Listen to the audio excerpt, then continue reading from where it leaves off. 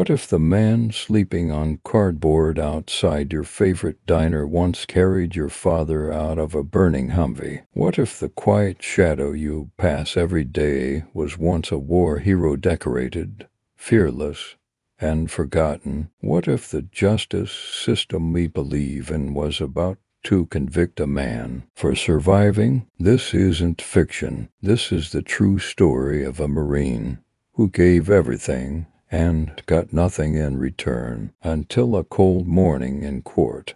When the past came crashing back, the doors to courtroom for Seek creaked to open slowly at morning. It was bitter outside, a kind of cold that sliced through bone and memory. A janitor had to unlock the courtroom early because someone had curled up outside its doors before sunrise. That someone was Samuel Brooks. He didn't have a home, or an advocate, or even a voice most days. He had the same tattered military coat he wore every day, a coat 2 sizes too big, with a torn lining and worn-out patch that once read, U.S. Marines. A bailiff nudged him gently. Court's in session soon, Sergeant. The title caught Samuel off guard. No one had called him that in years. He rose slowly, each joint protesting, each breath coming with effort. He carried not just the weight of age and poverty,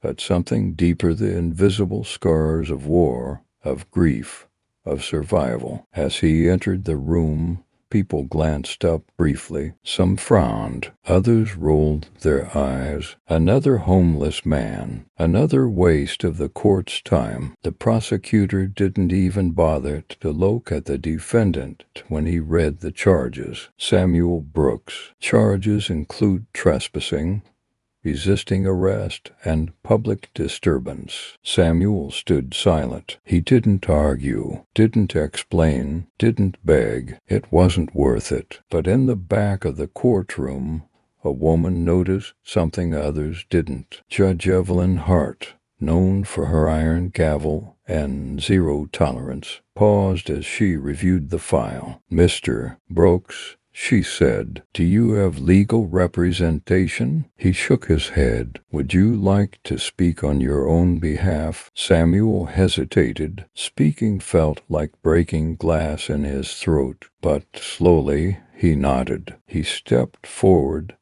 trembling slightly. Mom, I didn't mean no harm. I just needed a place to rest. Was cold. The alley had heat from the vent. That's all. His voice cracked on that last word. He didn't mention that he hadn't eaten in 2 days, or that the boots on his feet still had sand from Iraq worn down to the soles. He didn't mention the dreams, the screaming, the faces, the child he couldn't save. He didn't mention that in his duffel bag, beneath an old towel, were crumpled letters from a daughter he hadn't seen in 14 years. Letters with tiny handwriting that said things like, I miss you, Daddy, and later, why didn't you come back? He didn't mention his wife's last voicemail before she left.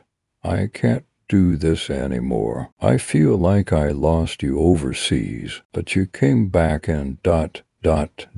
You were still gone. He didn't mention that his best friend in the unit, Marcus Delgado, died in his arms in Fallujah, or that he still carried Delgado's dog tag around his neck, even now. All he said was, that's all. The courtroom was still. Judge Hart leaned forward. Her fingers paused on a page in his file. Her eyes scanned the details again, more slowly this time. Something was wrong. Something didn't add up. You served in Fallujah?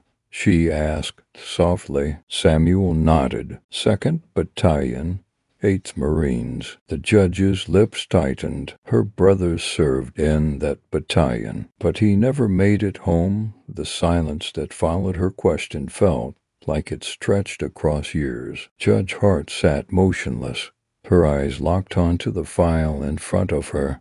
But her mind was no longer in that courtroom. She was 16 again, standing on a porch in rural Indiana, watching the Marines in dress blues step out of a black sedan. "Mrs. Hart," one had asked her mother. The sound that came out of her mother that day had never left Evelyn. Not in college, not in law school, not even during her most difficult trials. It was a sound not meant for the living, a mother breaking. That day, her older brother Daniel Hart, Lance Corporal, was declared killed in action. Fallujah, 2004. And now, 2 decades later, a man who might have been there was standing before her. She blinked away the past and returned to the present. Samuel Brooks looked confused by her silence, maybe even nervous. "Sergeant Brooks," she said, voice steadying. "Did you know a Marine named Hart? Daniel Hart?" He blinked slowly. Then his eyes flickered with something ancient. "Jenny Hart," he murmured. "Yeah, quiet kid. Fast. Always volunteered. Took a hit trying to cover a medic." Evelyn's heart dropped. "He died 2 days later," Brooks added, eyes lowering. "I'd on patrol. We were already short that week. Lost 5 guys in 3 days. I still see him every night." Her hand trembled, but she kept going. "And you were there? In the alley near Market Street? That ambush?" He nodded. "Got pinned. We had to go around the block to reach the bird. I carried Hart half that way. Thought I lost him twice. He kept telling me to save others. Wouldn't shut up." He chuckled once. Then it disappeared. "Sorry," he said quickly. "Didn't mean no disrespect. None taken," she whispered. The prosecutor finally looked up. Eyes narrowed. Something about this case had changed. Then the doors opened. A man in his 50s, tall, sharply dressed, walked in with a leather briefcase. He moved with a purpose honed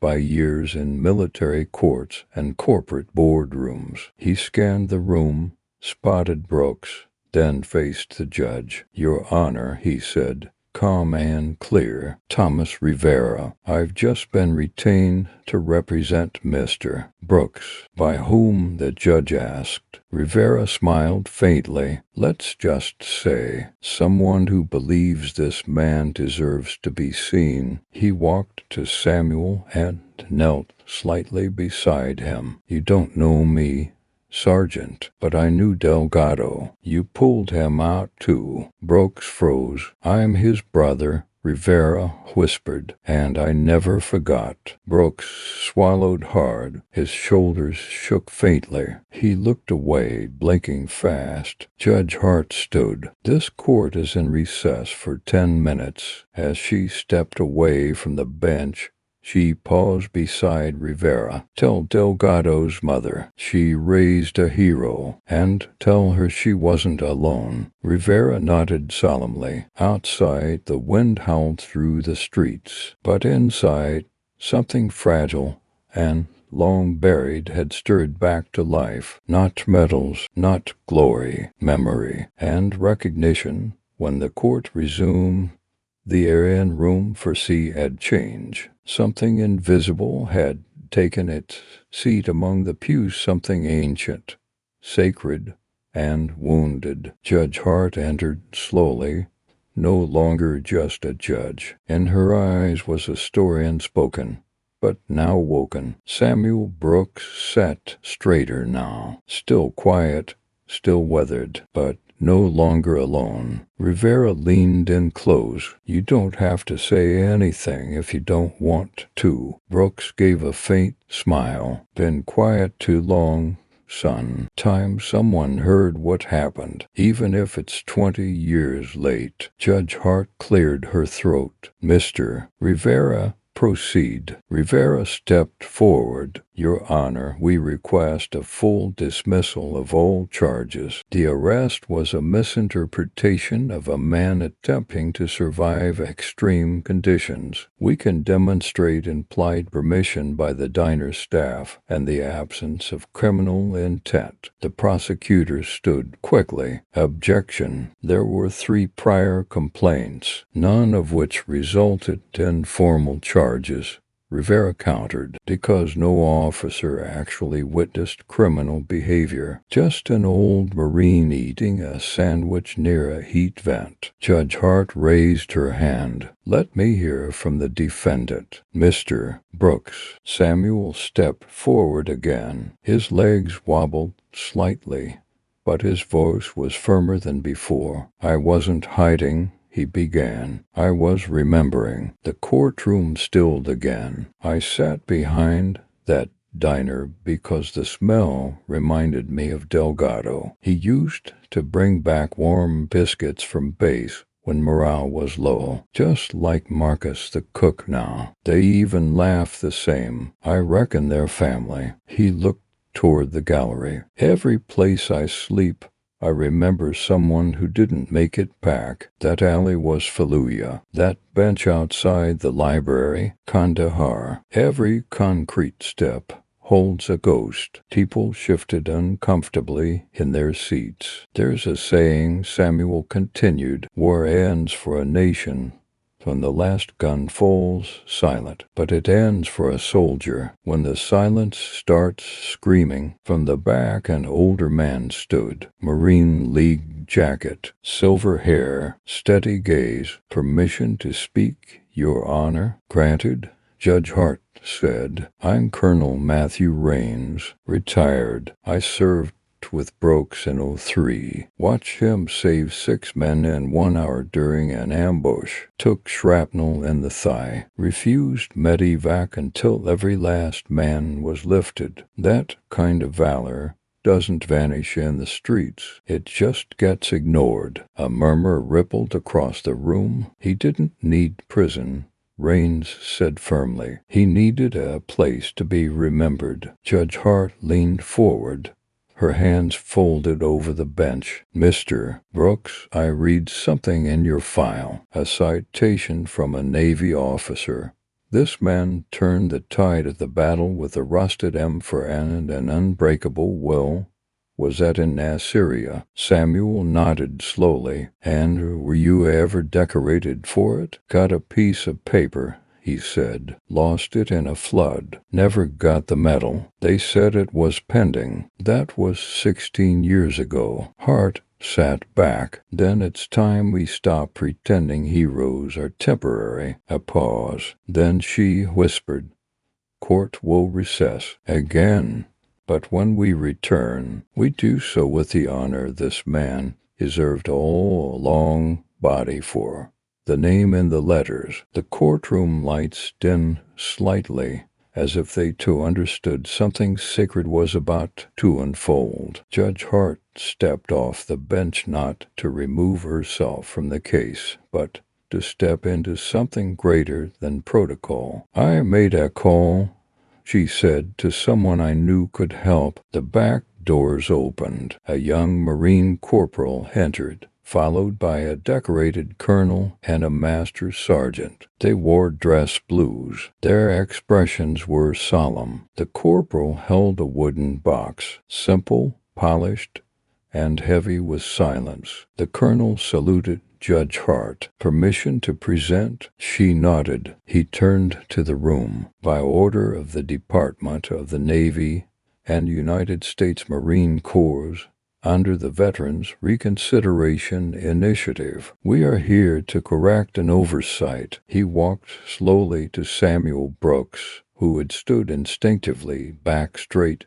chin high, though his body trembled. Gunnery Sergeant Samuel Brooks, the colonel said, for acts of conspicuous gallantry and intrepidity in action against enemy forces in Fallujah, Iraq, On April 17, 2004, the United States awards you the Navy Cross. Gasps rippled across the room. Samuel blinked. That's not. I don't deserve that. You do, the colonel replied gently. This was submitted 18 years ago. Classified operations delayed everything, but your brothers never forgot. They pushed, and we listened. The corporal stepped forward, opening the box. Inside was the Navy Cross, second only to the Medal of Honor. Deep blue ribbon, golden cross, heavy with meaning. Rivera wiped his eyes. Even the prosecutor remained standing, stunned into reverence. Hart placed a hand on the bench for balance. This court,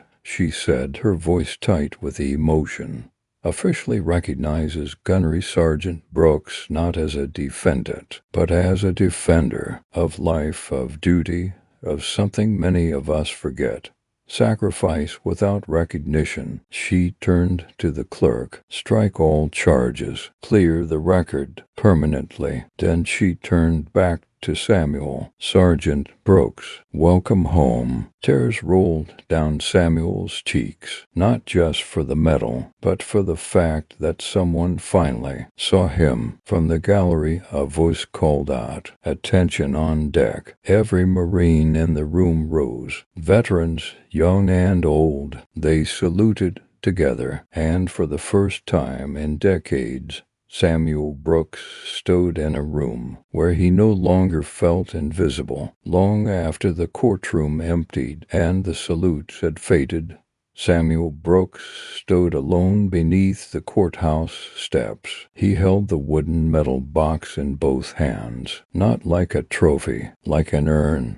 The sky was gray. Snow was beginning to fall soft, quiet, steady, just like 20 winters before.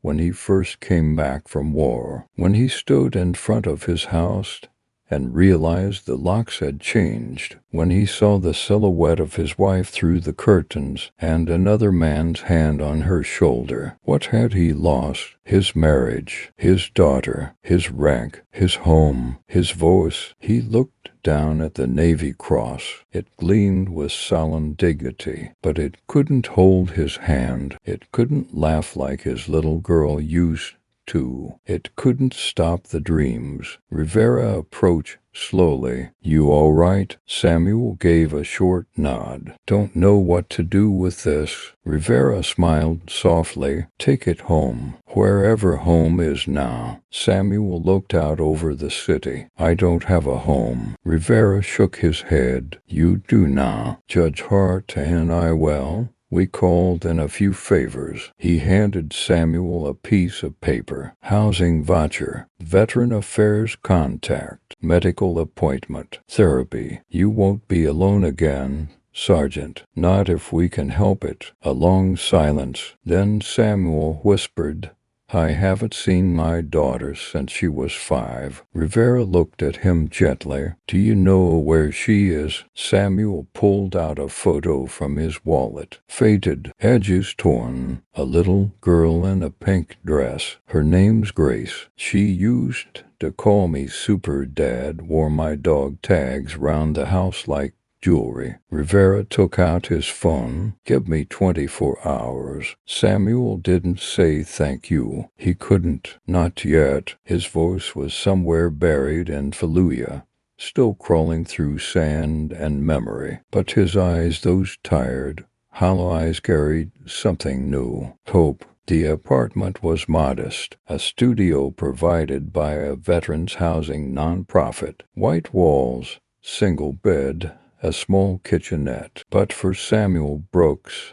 it was a palace. He stood at the window, holding the Navy Cross under the morning sun. Light refracted from its polished surface, casting blue and gold patterns onto the floor. He didn't hang it. Not yet. He wasn't sure if it belonged on the wall or in a drawer. His phone vibrated on the table. Unknown number. He hesitated, then answered. "Sergeant Brooks." "Yes, my name is Lauren. I work with a Veterans Outreach Group. You spoke with Thomas Rivera yesterday?" correct? Yes. There's someone who wants to speak with you. Someone named Grace. The world stopped spinning for a beat. Grace. His voice caught. She wants to speak to me. She's been looking for you for years. The line clicked. Then a quiet breath. Tad. It wasn't a child's voice anymore. It was young, grown. But he'd recognize that tremble anywhere. He couldn't answer. Tad, it's me, Grace. I don't even know where to start. I missed you for so long. Samuel leaned against the counter. His knees weakened. The silence stretched. I wrote you letters,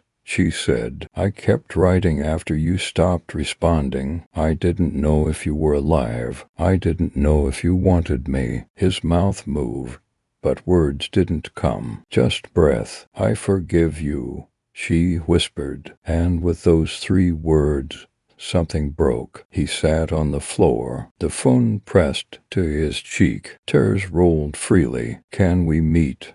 She asked. Yes, he finally choked out. Please, please, yes, I'm in town for the weekend. Can I come by? He nodded, forgetting she couldn't see him. Yeah, he rasped. I got a place now. It's clean. It's safe. There's soup. She laughed, that same bell tone from years ago. I'll be there in an hour. When the call ended, Samuel looked around. For the first time in decades, he saw the space he occupied not as a shelter, but as a home. He folded the dog tags on the counter, lit a candle, brushed his coat, and waited. Grace arrived in a navy coat and a cautious smile. She stood at the doorway longer than expected, as if unsure whether this reunion was real or imagined. Samuel opened the door gently. His hands were shaking. He wore a clean button-down shirt and jeans to sizes too large. But his eyes had life again. They stood in silence. Then she stepped forward and hugged him. It was not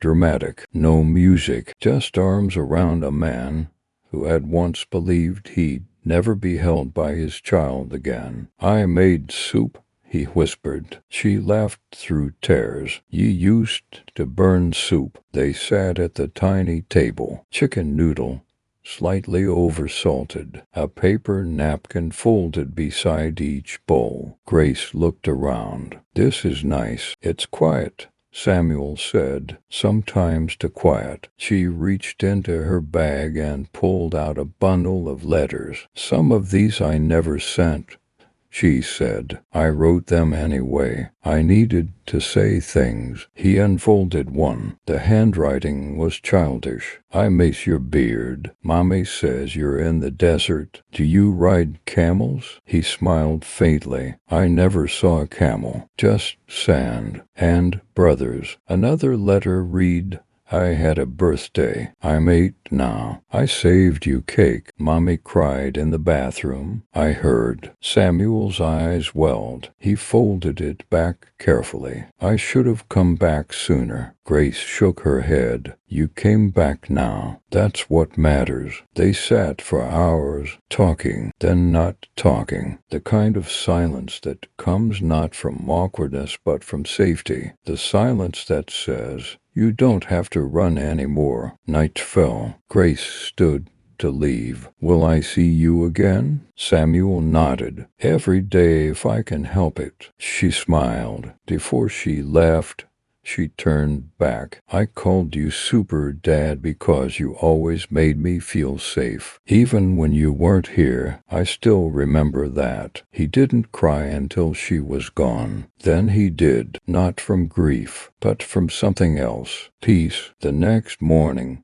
Samuel Brooks stood in front of a building with chipped paint and a rusted sign, Newbridge Veterans Outreach Center. Rivera met him on the steps. Glad you came. Samuel shrugged. Didn't come to talk, just to see. Inside, the walls were lined with photos, men and women in uniform, before and after, some smiling, some lost in memory. A few Samuel recognized, most he didn't. A woman in a hoodie offered him coffee. Vietnam vet, she asked. Iraq and Afghanistan. She nodded. Welcome home, Sergeant. That phrase still startled him. Rivera led him into a small room where 3 young vets sat in folding chairs, listening to a therapist. PTSD grew. Samuel hesitated at the door. I'm not good with this kind of thing. You don't have to talk, Rivera said. Just sit. So he did. They shared stories, one by one. The pain,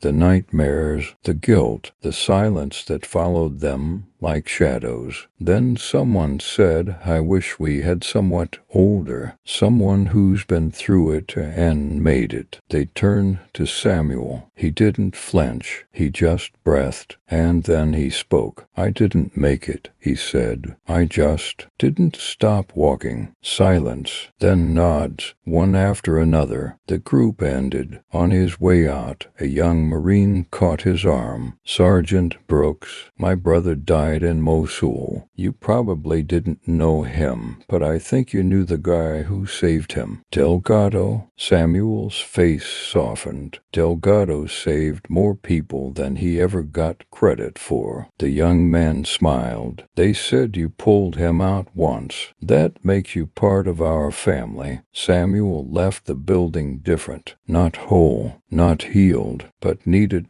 It was early. The city hadn't stirred yet. Street lights blinked over frost-kissed pavement. Samuel Brooks sat on a bench outside the Newbridge Outreach Center, a cup of black coffee warming his calloused hands. He was no longer invisible. Each week he came to listen to Guy. He wasn't a counselor. He didn't want to be called a mentor, but the younger veterans called him Sergeant Brooks again. That was enough. Inside the center, a new photo had been added to the wall. It showed Samuel standing beside Grace, smiling beneath a flag. Underneath it read, Service never ends, it evolves. Grace had come every Sunday since their first reunion, sometimes with her daughter Samuel's granddaughter, Lily. She liked puzzles and chocolate chip cookies. She liked his stories. She called him Grandpa Marine. One day, Grace asked him why he still volunteered at the center. He answered simply, because I owe it to the ones who didn't get the chance. That night, as he locked up the center, he paused at the threshold. He didn't salute. He didn't pray. He just stood still, watching the flag sway in the night wind. And in that quiet, he whispered one final promise: no one gets left behind. Not while I'm still breathing. Then he turned and walked toward the dawn.